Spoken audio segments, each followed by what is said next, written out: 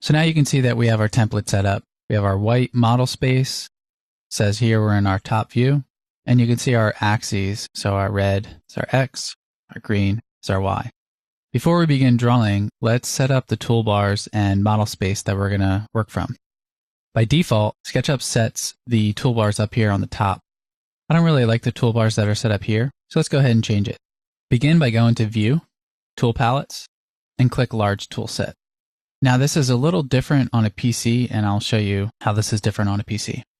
So the large tool set, this is really all the drawing tools that we'll need in SketchUp, and I always like to dock this on the left. Now on a Mac, you can't dock it. On a PC, you could dock this on the left side. For the top area, I don't like to put any of the drawing tools. Instead, I like to put the modification or viewing parameter tools. To change these, just go to View, Customize Toolbar, and this window is going to pop up and give you every tool you have in SketchUp. It's kind of a weird thing, but on a Mac, you basically want to just drag out all of these old tools. And what you want to do now is bring in or drag your favorite items. So some of my favorite items are the standard views, the styles, undo and redo, shadows.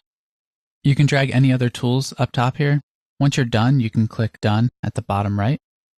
And these settings will stay consistent for every time you open SketchUp. So anytime I start a new document, these are the settings that are going to display here. We can now start drawing in SketchUp, going through some of the basic drawing tools.